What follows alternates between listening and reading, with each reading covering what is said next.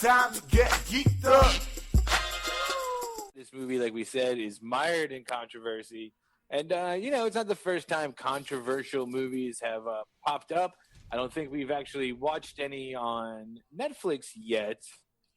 But I guess not really anything too controversial, I suppose, on Netflix so far. Correct.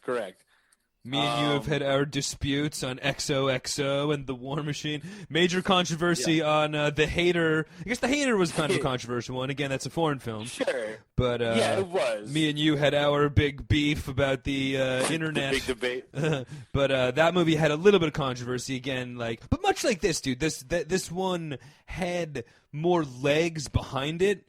But it's the same thing. It's like an independent foreign film that nobody would have heard or cared about if it wasn't for the controversy. You know what I mean? So, The Hater was good. Yeah, much better than this. And that was in that was in the New York Film Fest, so that's why that we watched it or whatnot. Like this one is more going about into my crazy before I get into too many of the crazy fans. But this we'll say this Cuties was at the Sundance Film Festival. Okay, I see. So, okay. I guess, though, in terms of other controversial movies, as we'll kind of get into, Cuties, I think that the obvious parallel we'd have to just kick right off with, but would be Kids, which, yes. I mean, was, for our generation, me and you were, like, almost the age that the Kids were supposed to be, maybe a little bit younger, but when Kids came out. Like, I probably saw it for the first time when I was in, like, 7th or 8th grade. They were supposed to be in, like, high school or so. Yeah, I probably saw it, like, 8th or 9th grade for the first time. That movie still makes me feel as uncomfortable as it ever did. But, I mean, those kids, that's another one, too, where those kids, like, they weren't, like, Robin from Project Power, where it was a bunch of 40, 30-year-olds playing kids. Like, the kids were a bunch of fucking city kids. No, that was like a 15-year-old Rosario Dawson, right? And like, for sure, Telly, where they were all, just picked them off the street, which is again much like this movie Cuties, and we'll get into it later. But part of the controversy is just the fact that the actresses are 11-year-old girls. Where if it was, you know what I mean, like an American Pie sort of thing, where they get Luke Perry to play fucking a teenage, a high schooler. Then it's a different story, but Kids, you're right, that was one of the big things, is that they actually were kids, but also that had, like, AIDS or, HIV at the time was, like, a huge social thing that was, with major impact in, the late 90s or whatever, so that was a big backdrop of it, but... and again, not to get into too many of my thoughts and feelings about this later on, but at least Kids, it was teenagers, you know what I mean? And it's one of the big Cuties things is that they're fucking 11-year-old fucking kids. Like, yeah. You know what I mean? I can wrap my mind around, like, Casper and fucking Chloe having sex versus, like... Yeah, no, absolutely. No, for sure. You're definitely more age-appropriate. Same thing with American Pie. That's why, like, Kids and American Pie were, But I guess in terms of... Cuties, another kind of, one like I referred to earlier, but remember Hound Dog, which was the controversial one where Dakota Fanning got like there was like a brutal rape scene with her when she was a kid. That was a much more like disturbing whole thing than anything that happened in Cuties. You know what I mean? And she was like was an 11-year-old girl at the time of as an actress getting like in like a really hardcore scene. I'll kind of stick with this kind of controversial and also like this cult classic movie, but it's also like a foreign film, so I'll stick with it. But there was this Italian movie, or the Italian director from this movie from the 60s, maybe it's the early 70s, 60s, but it was called Cannibal Holocaust. And it was sounds awesome. I mean, sounds like a geeked up classic. A plane that like crashed into jungle, and it's filmed though like a documentary, and about these people that like run upon I think I've heard of it. Jungle, and they get like killed and eaten by these cannibals. It was controversial because they killed real animals like on the camera in the movie, like killing a turtle. But what the director did was fucking literally like to really sell it is had all the actors in the movie just disappear, like put them up in hotel rooms and was like, yo, just disappear after we're done filming this. Literally got no-name actors and made it seem like they were all killed and murdered, right? That the when director, you say disappear, you mean like, hey, do me a favor, don't take any other parts in films and relegate yourself to obscurity for the rest of your life. Stay in these hotel rooms, not the rest of your life, but like for a while, stay in these hotel rooms. The director was eventually arrested for murder. and like appeared in the Italian courts. It wasn't until all they the like actors thought that finally he was came out of hiding and like walked in the courtroom and were like, "Yo, dude, like he didn't film us getting murdered. Hilarious. Like we're alive. It was a fake movie." That the director That's a got very left out. WWF scenario where like the fucking Dude, for cops real, show right? up like, did somebody blew up Vince McMahon's car? What the He got hell? arrested for like not helping, like literally filming people being murdered and eaten. And Okay, then wow. they came out of hiding. We're like, dude, it was acting. We were all alive. It's a movie, bro. You know, kind of like the Blair Witch back in our day, but like this is a little more extreme. Yes, The for movie's sure. No, more I think that's extreme, but, where. Okay, that's interesting.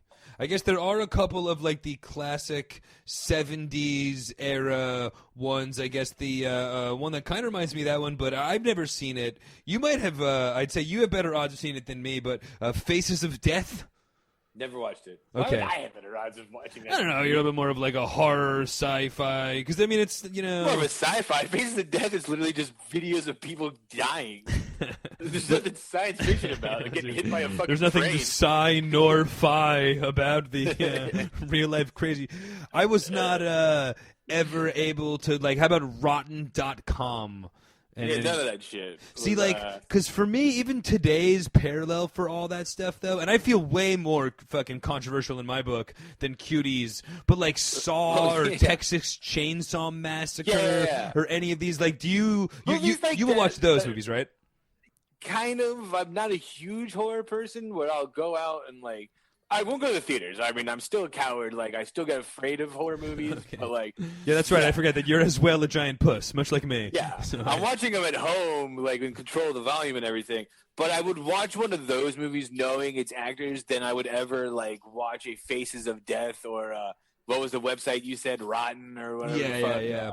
Those, and you said you weren't allowed to. Even if my mom was like, "Go on whatever you want," I wouldn't have gone on any of those sites, dude. You know what I mean? I Like, wasn't that I wasn't allowed to. I just was never. When I said wasn't able, I'm just saying myself. Like I can't sit and watch fucking Rotten.com. You know what I mean? Like, and it was hilarious because back then most of us didn't have internet at our houses, so it was like we would use the school internet and like the only website because they would block porn, but they wouldn't block. And some porn sites they wouldn't even block. But it was like the only time you could watch like the local sociopath in school would like whip that up on like the library fucking school computer. Yeah, no. We all had the Mark Hahn. Yeah, but that's what I think about those fucking nuts. Well, I think more they're of like the people that show up and watch Saw. Because even for a horror movie, I'll see fucking The Ring or whatever, but I don't want to just watch somebody get fucking their face mutilated. Like that's not a movie, you know. Well, then what about controversially and it's still like killing? What about like Natural Born Killers though?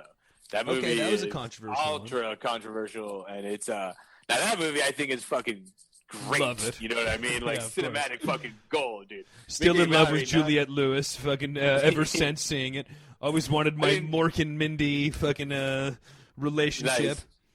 Nice. It's just, and that cast too: Robert Downey Jr., Woody Harrelson, Tommy Lee Jones, Juliette Lewis. Fucking movie's crazy. Yep. And Rodney Dangerfield. Rodney Dangerfield, great scene. Dude, I got another one that's kind of one you might not. Well, this one you might not think of controversial, but it really was.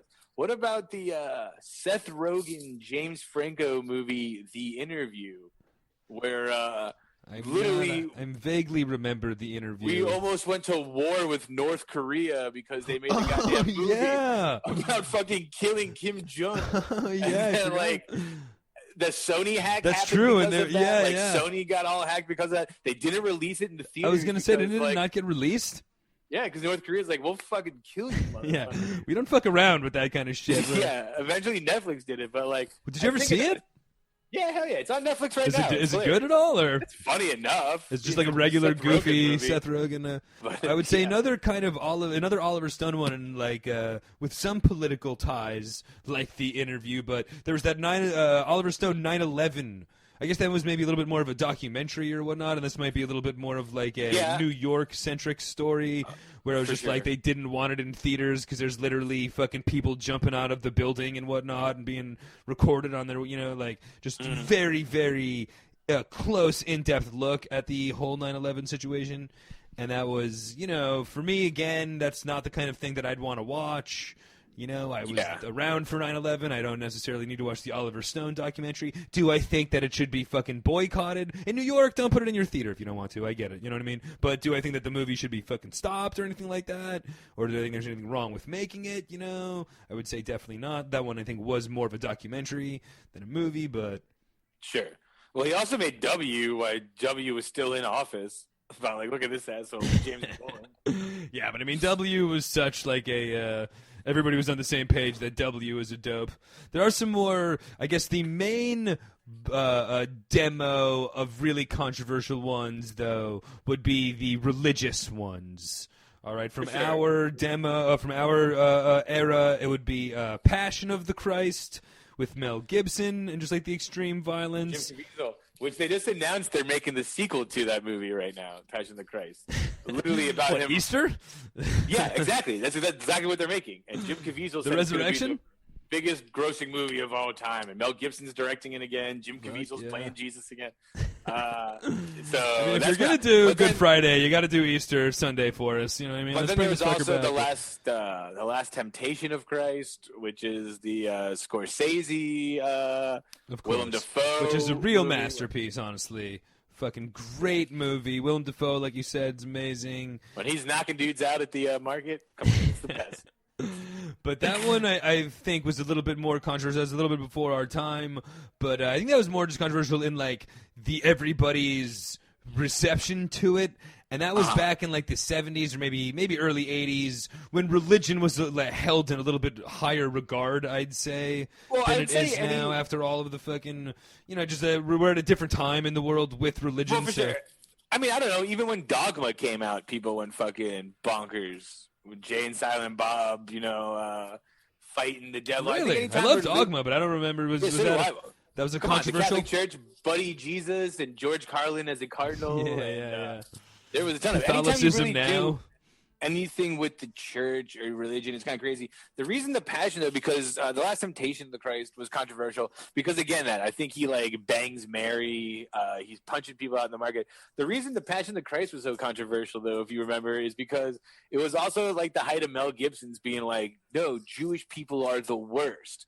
And, like, his whole thing in the movie, like, showed the Jewish people, like, we're going to kill Jesus because we're evil and Jewish. I thought that was years, but I forgot that you're right. It was before Jews were, like, rant, totally portrayed and saying like, that dude, movie. You're making the Jewish people look really bad in this that movie. Is a very good like, call. Yeah, fuck them. You're right. Because that was definitely years before the whole rant. But I remember at the time, that is true. Like, all the Catholics. Well, I guess who was even mad at that movie? Because I don't even think the Catholics were. Because, the Jewish community. Yeah.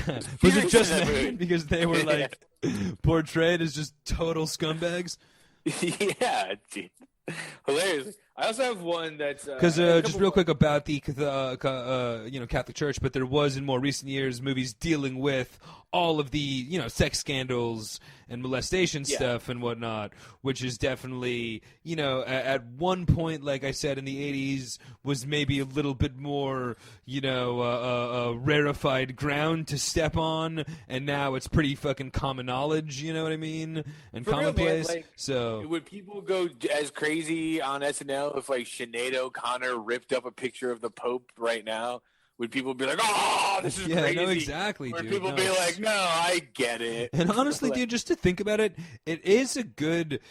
I don't want to be controversial ourselves here for Catholics or not, but I would say that just in terms the fact that there's a major sex abuse scandal in any organization in particular, you would like to see their numbers take a severe hit from it. And that is what happened to the Catholic Church, really. You know what I mean? Yeah. Like, after all that came down, people have just stopped, like, in recent years compared to 40 years ago or 30 years ago when we were kids, when that was, like, more of a hush-hush thing. Catholicism was taken a lot more seriously. So the fact that that was made public has definitely hurt how serious people take it. And, like, well, it should, so. slowed down, you know what I mean? It's like... You're right, because when people think of the church, that's like, especially a lot of people, Catholic Church, especially for like the waiters out there, the first thing they're going to say is like, "Oh, little boys." Yeah, it's like, it's fucking, really done, and as well it should. There's a huge scandal like that. It should do horrible. It fucking did worse than Penn State football. Fucking nobody gave a shit. You know what I mean? Their coaches are out there molesting kids, and they're fucking tailgating the next day. Like, I don't give a fuck. But Yeah. Wow. You're right. Sports versus religion. Paterno's a legend. Jesus is a rumor. I would say the other thing besides religion that's always controversial is race is always a controversial one in movies. Of course, one in our our childhood, and probably my first introduction to Edward Norton, but American History X. Okay, yep, great call. That movie is controversial for no other reason than the white skinheads beating the black dudes on the basketball court. Fucking bullshit. Well, yeah, I see. The Edward Norton running game at point guard. Yeah, that giant 900-pound guy is fucking running center. Come on. I remember, like, in high school, that movie being very powerful to me and thinking it was amazing, and then watching it, like, a couple of years ago and feeling that it was very douchey and didn't stand the test of time. I remember being like, dude, why did I think this movie was so amazing back in the day? Like, dude, look up the story of the director that walked off the movie. I forget his name, but we might have talked about this on one of the podcasts before, but if you look up the director's name, in the VHS box, the director's name was like a fake director's name, or was a director's name from like the 30s that used to direct like B horror movies that they would just throw on movies sometimes if a director walked off set. Interesting. The director left American History X because like Edward Norton was such a fucking douchebag. Wow. And kind of like took control of the movie and made it more about his character. Whereas the guy was trying to make more of a movie about like the skinhead movement in LA at the time. Okay, and Edward Norton was more about like, no, it should be about me and Eddie Furlong and family. And dude, you're right. Like watching that movie back in the day, I was like, wow, this movie's fucking crazy. Like so good. And then like I'm sure if I watched it now, I'd be like, this is fucking corny as fuck. But also for me, just kind of growing up in the Northeast in suburban New York City, I just had like never really heard any fucking like white nationalist talk like that from in real life. You know what I mean? Like I knew that the KKK existed, but I had never seen anything positive or glorifying that, which like there's parts of the movie that are glorifying. So it was just like when I was a kid watching it, it was like a total mind fuck. And then the whole curb stomping scene, bite the curb is fucking as hardcore as it gets. And then the whole ending, spoiler alert, but Bradley Cooper dies at the end. Yeah, John Connor doesn't make it.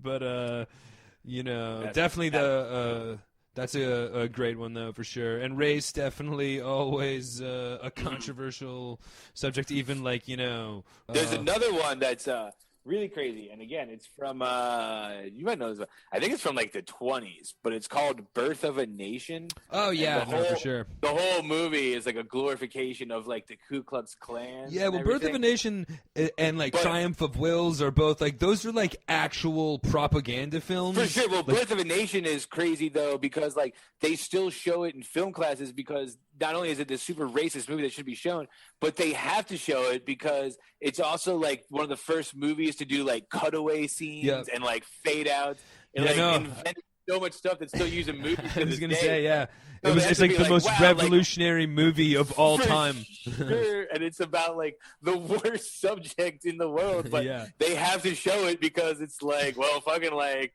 they were the first to ever do this. Yeah, for sure. I know that super racist and all. When they were advertising that movie, and this is a true fact, they hired like 200 extras to dress up as Ku Klux Klan members and ride horses down Times Square, New York City, advertising the movie in the theaters. Wow. Yeah, it's fucking crazy, man. I mean, it was in like 1913. Or some shit. Yeah, exactly. It was like literally the guy was like a disgruntled ex-Southern. But it was. And if those cutaways aren't on. But you're right though. It's definitely most known for being like the most revolutionary film of all time in terms of like being one of the first like talking pictures and all that kind of shit. It's just like a lot of the movie tricks we use to this day, like stem from that movie. Yeah, you're right. I saw it in my like fucking film, my one film class I took in college. It was like one of the. And it is just, I saw it in the other club I'm a member of.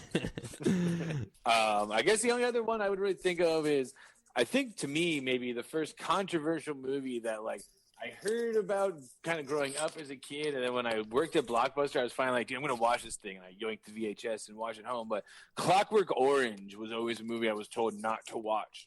Don't watch Clockwork Orange. My mom was always like, that movie's very bad. And then I watched it. I was like, I mean, it was kind of stupid. It's kind of boring. Yeah. I went through my, like, in high school, my, like, Kubrick phase where I tried to force myself to like that movie. And I watched it, like, 50 times because I thought it was, like, cool to, like, go home and watch Clockwork Orange. And the silly billies, you Willy Wallace. Yeah. So I, like, tried my hardest to really like it. And you fucking showed up to school the next day with a kiss star drawn around your eye. I mean, I've always wanted to pull the Bart Simpson and go as a droogie for Halloween. I've never, dude, no doubt. But I mean, definitely the rape scene is pretty crazy, and the whole fucking forced making him watch all the torturous shit is definitely crazy. But that's one of those in 1970. It might have been fucking badass. We grew up watching like I watched The Terminator when I was 8 years old. Like this is nothing. You know what I mean? Like for real. This is not fucking anything that I've. Sarah Connor, yes. You know, so it's like it's just a different. Whole thing very slow and dark and disturbing, but nothing like a 90s action film. So yeah, nothing like Natural Born Killers. I mean, if you're talking like I said earlier, but like if you're talking like level of like controversy and like outright violence, you know, Clockwork Orange, Natural Born Killers makes Clockwork Orange like a movie for kids. Yes, 100%, for sure. They don't have silly costumes. And Saw makes Natural Born Killers look like that. You know what I mean? So. Saw, man, I don't think. I mean, the first Saw, I'm gonna say, even though I said I'm not a big horror movie fan, but the first Saw is amazing, dude. It's really good. Like, but it's just fucking gross or hostile. I might not even be like referring to this to the right movie. The first one really isn't. I always right. Well, the fucking next 11 were 2 through 20 are all like the Hostel films, where it's just like okay, is Hostel the one that I'm thinking about? Because they get them confused. But the one that's just like a straight up torture fucking movie. Hostel, 100%. I've never seen those movies because it's exactly that. Yeah. And Belgium the other Saw movies kind of turn into that, but the first Saw movie is very good, dude. Yeah, no, it's the who is it? It's like fucking the dude from Princess Bride or something hilarious. It's the dude from Princess Bride, but also like is it actually that guy? yeah, no, it is. Carrie Hewlett. Yeah, Harry Wales also, or like, whatever. Donald Glover is like the main detective in it. So okay, yeah. Shit in seeing it. First one's more like a thriller versus the other ones are just like campy horror mutilation movies. Yeah. Like fucking Texas Chainsaw, like the Rob Zombie Texas genre. Chainsaw, exactly. None of those Rob Zombie movies do it for me at all because that's the same thing. It's just like, let's gut them and never cut away. Same thing with a lot of those like Japanese horror movies. Like, get the fuck out of here. Like The Audition or like Ichi Kills, dude. Never in a million years would I watch those fucking movies, dude. And it's supposed to be like Ichi Kills is supposed to be like cinematically like amazing.